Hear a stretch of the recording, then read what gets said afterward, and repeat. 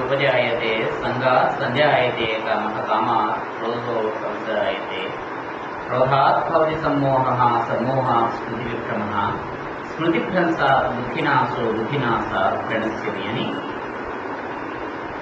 ముందు విషయముల గురించి కనుక మనం అలాగే ధ్యానం చేస్తే, విషయం అంటే మన చుట్టూ ఉండేటువంటివి ఏవైతే ఉంటాయో అవి మనకి సంబంధించినటువంటి లోకంలో మనకి ఉండేటువంటి కోరికలు, వాటిని తీర్చుకోవడానికి మనం చేసేటువంటి ప్రయత్నాలు, మన ఇంద్రియములతోటి మనం చేసేటువంటి వాటికి సంబంధించిన ఏవైతే ఉంటాయో ఇవన్నీ కూడా మనం ఏం చేస్తుంటే ఒక రకంగా చెప్పాలంటే సంసారం, మన చుట్టూ ఉండేటువంటి సంసారం.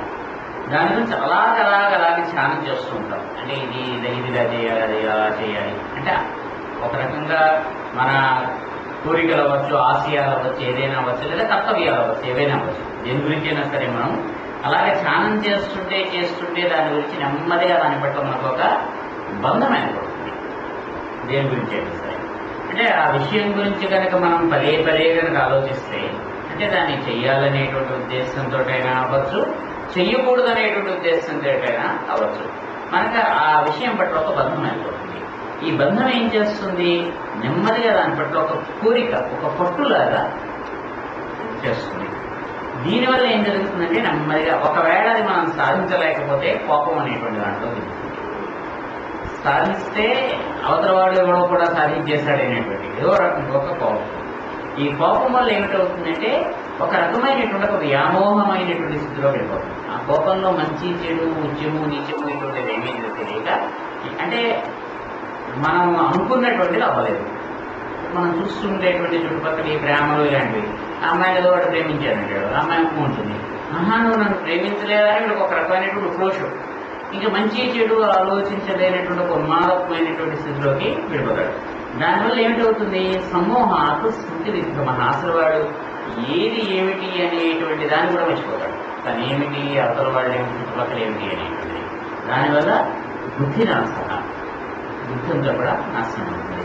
బుద్ధినాశ నశిస్తుంది, దానివల్ల నశిస్తాడు. ఇలాగా దీనికందరికీ కారణం ఏమిటి, ఒక విషయం పట్ల మనము బంధాన్ని పెంచుకోవడం. ఆ బంధం కోరికలోకి మారి, ఆ కోరిక కోపంగా మారి, ఆ కోపం అనేటువంటిది వ్యామోహంగా మారి, ఆ వ్యామోహం అనేటువంటి మనకు ఉండేటువంటి స్మృతి అంటే దానికి మంచి చెడులు అనేటువంటి దాన్ని నాశనం చేసి, బుద్ధిని కూడా నాశనం చేసి, చిట్ట చివరికి మనం మొత్తం నాశనం అయ్యేటట్టుగా చేస్తుంది కదా. విషయముల పట్ల మనకి ఎంతవరకు దాని పట్ల మనకు సంబంధించినటువంటి బంధం కానీ సంబంధం ఉండాలో అంతే ఉంచుకోవాలి, అంతకంటే ఎక్కువ ఉంచుకోకూడదు. ఏదైనా సరే మన కర్తవ్యమైనా సరే, చూసావా ఇది నేనే బాగా చేస్తున్నాను, నేను కాబట్టి ఈ విషయం చక్కగా చేశాను అని అనుకున్నారు వ్యామోహం. అయ్యో నేను చేయలేకపోయాను కదా అనుకున్నా వ్యామోహం. మన శక్తియుక్తులని ఉపయోగించి మనం ఎంతవరకు చేయగలమో చేయడం అంతే. ఎలా వచ్చింది, ఎలా చేస్తాం, చేసినటువంటి దాన్ని అవతలవాడు మెచ్చుకున్నాడా మెచ్చుకోలేదా అనేటువంటి మనకి అనవసరం. ఒకసారి వంట బాగా పడుతుంది, అందరూ మెచ్చుకుంటారు, సంతోషిస్తాం.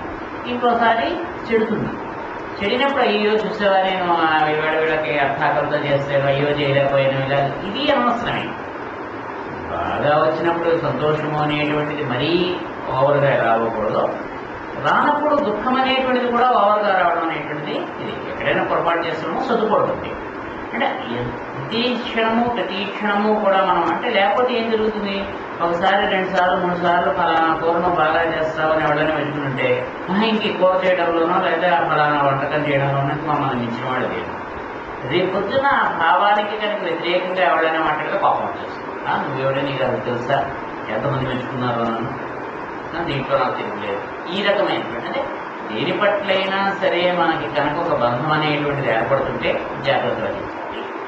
ఇది చిట్ట చివరికి మనకి చాలా ఇబ్బందికి తీసుకెళ్తుంది. అంటే మనం జడపడుతుంది కదా కూడా మనం చెప్తున్నాం. ఓ చిన్న జింక అతని యొక్క ఆశ్రమంలో ఆ తల్లి ఆ జింక పిల్లని ప్రసవించి మరణించింది. పాపం ఈయనే జాగ్రత్తగా దాన్ని పెంచాడు. పెంచి ఎంత బంధం దాంతో పెంచుకున్నాడంటే ఇంకా అది ఒక పూట కనిపించకపోతే నీకు నిద్రపడదు. అది గడ్డి పరకలు తిందో లేదో చూడకపోతే తిండేది. ఇంకా చిట్ట చివరికి ఏం జరిగింది, ఈయన మరణించేటువంటి స్థితిలో కూడా దాని గురించే స్మృతి. మనుషుల జన్మలో ఈయన ఒక జింకలా జన్మించాడు. అంటే ఇంత మహా ఋషి, ఇంత తపస్సు చేసిన వాడు కూడా అంటే మూగజీవి కదా అని ఒక నన్ను ఆదరించాడు. తల్లి లేదు, అయ్యో ఆశ్రమంలో అది ఈ కడదగకుండానే దీన్ని ప్రసవించి మరణించింది, అయ్యో అనుకున్నాడు. అంతవరకు బాగానే ఉంది. దాని పాలనా పోషణ చూసాడు, అది కూడా బాగానే ఉంది. కానీ అంతకంటే మించిపోయి దాంతో ఒక బంధం ఏర్పడుతుంది. ప్రతి క్షణము దాన్ని తమతో తిప్పుకుంటూ దాన్ని ఇంకా తన శరీరం భాగంగా చేసేసుకుని ఇంకా నిత్యం స్మృతి దాని గురించి అనేటువంటిది మనుషుల జన్మలో దివ్య జన్మ అనేటువంటిది ఎత్తాల్సి వస్తుంది. అంటే అంతలాగా మనం దేని పట్లైనా సరే బంధం అనేటువంటిది తెలుసుకోకూడదు. చెప్తూ రాగద్వేష వియుక్తైస్తు విషయాన్ ఇంద్రియేశ్చరన్ ఆత్మవస్యే విధేయాత్మ ప్రసాదమధిగచ్చతి. అయితే దీనికి వ్యతిరేకంగా ఉండేది మనం 63, 64 23, 8, 64 రాగద్వేష వియుక్తైస్తు విషయాన్ ఇంద్రియైశ్చరన్ ఆత్మవస్యై విధేయాత్మ ప్రసాదమధిగచ్చతి. అయితే మరి ఎలాగ మనం జీవించేటప్పుడు మన చుట్టుపక్కల ఉండేటువంటి విషయాల పట్ల మనకు ఉండాల్సినటువంటిది ఏమంటే రాగము ద్వేషము, ఈ రెండు కూడా వాటి పట్ల ఉండకూడదు. అంటే దాని పట్ల మనకి మరీ ప్రేమ లాంటిది ఉండకూడదు, ద్వేషం ఉండకూడదు. అంటే ఈ విషయం నాకు నచ్చదు అనేటువంటిది తప్పే. అందుకనే ఏం చెప్తారు, కంసుడు కృష్ణుడు గురించి ఎక్కువగా ఆలోచించి, అంటే నాకు శత్రువు అని చెప్పి అస్తమానం గురించి ఆలోచించి ఎక్కువగా అతని పట్ల ధ్యాసలోనే ఉన్నాడు. రావడం చెప్తాడు, మా అందరికంటే నువ్వే ఆయన ఎక్కువ ధ్యానం చేస్తున్నావు అన్నాడు. అంటే నాకు శత్రువు నువ్వు ధ్యానం చేస్తున్నావు. శత్రువు అయితే వాడి గురించి ఆలోచించకూడదు కదా, మనం ఆలోచిస్తాం. అంటే మనం ఏం చేస్తాం, మనకి నచ్చని వాళ్ళ గురించి ఆలోచిస్తాం, నచ్చిన వాళ్ళ గురించి ఆలోచిస్తాం. నచ్చిన వాళ్ళ గురించి అభిమానంతో ఆలోచిస్తే, నచ్చని వాళ్ళ గురించి ద్వేషంతో ఆలోచిస్తాం. వాళ్ళు ఎలా అన్నారు అలా అన్నారని చెప్పిన నిమిషానికి ఒకసారి వాళ్ళ పట్ల ఆ ద్వేషాన్ని పెంచుకుంటూ ఉండడం కోసం మనం ఇచ్చేస్తాం. రెండూ తప్పే. అంటే రాగము ఉండకూడదు, ద్వేషము ఉండకూడదు. ఆ రెండూ లేనటువంటి ఇంద్రియై విషయాన్ని చరదు. ఇంకేం చేయాలంటే ఆ పని వచ్చినప్పుడు ఆ పని చేయడం అంటే ఆ సమయంలో ఆ బుద్ధిని దాని మీద పెట్టాలంటే. ఇప్పుడు నాటకంలో ఉన్న దాంట్లో ఒక్కసారి ఏం చేస్తుంటారు, ఈ ఫోకస్ లైట్లు ఉంటాయి, ఆ పాత్రల మీదకి లాగా తిప్పుతూ ఉంటారు. ఈ ఫస్ట్ లైట్లు, ఎర్ లైట్లు, అది ఏ పాత్ర మీదకి అవసరమో ఆ పాత్ర మీదకి తిప్పుతూ ఉంటారు. ఆ పాత్ర డైలాగ్ చెప్పే వరకు ఒక్కోసారి దాని మీద ఉంచుతారు, తర్వాత పాత్ర మీద ఉంచుతారు. అలాగే మనకి ఏ పని ఎప్పుడు అవసరమో ఆ పని అంతవరకు చేయడం కోసం మనం దాని మీద మనం మనస్సు పెట్టాలి తప్పిస్తే, ఆ పెట్టినప్పుడు చాలా శ్రద్ధతోటి ఇదే నా జీవితమా అన్నంతగానో దాన్ని ఖర్చు చేయాలి. అమరీక్షణంగా దాని మీద ఉండకూడదు.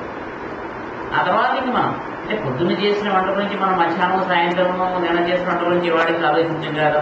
అబ్బా అప్పుడు ఎంత బాగా చేశాను, ఆహా ఉప్పు ఎంత చక్కగా వేసాను, మసాలా ఎంత చక్కగా వేసాను, అది అనవసరం. ఎలాగైతే మనం అంటే చాలా విషయాల్లో మనం అలా ఉంటూ ఉంటాం. అంటే పని జరిగిపోయిన తర్వాత ఇంకా దాని గురించి ఆలోచించాల్సినటువంటి అవసరము లేదు. చేస్తున్నప్పుడు మాత్రం శ్రద్ధతో చేయాలి. దాని పట్ల అతి ప్రేమ ఉండకూడదు, ద్వేషం ఉండకూడదు.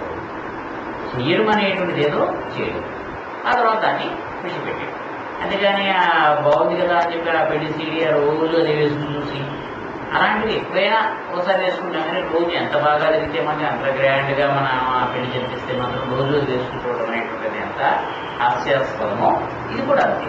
అందుకే రాగద్వేషములు లేకుండా చదువుతూ ఆ విషయముల గురించి మనం ప్రవర్తిస్తూ ఆత్మవస్యై విధేయాత్మ ప్రసాదం చేస్తుంది. మన నియంత్రణలో ఈ ఇంద్రియములు ఉండాలి. దానికి నచ్చింది కదా ఆ పని చేసేస్తుంది, దీనికి నచ్చింది కదా అని పని చేసేస్తుంది కూడా కనుక తన మనస్సును కనుక తను నియమించుకుంటూ నియంత్రణలో ఉంటే అలాంటి వాడు ఏం చేస్తాడు, ప్రసాదం అనేది చేస్తుంది, ప్రసన్నంగా ఉంటాడు. ఏ క్షణంలో అయినా సరే, ఏ విషయంలో అయినా సరే వీడికి ప్రశాంతత ఉంటుంది. అలా కాకుండా విషయముల పట్ల కనుక ఆసక్తితోటి దాని పట్ల ఒక రకమైనటువంటి బంధంతో చేసేటువంటి వాడు ఏం చేస్తాడు, వాడు దాన్ని కోల్పోతుంటాడు. అదైనా సరే ఇది సాధించాలి, ఏదో ఈ కప్పు నేను కొట్టాలి, ఈ గేమ్ నేను నెగ్గి తీరాలి అనుకున్నప్పుడు పొరపాటు కుదురుతాయి. ఆయనే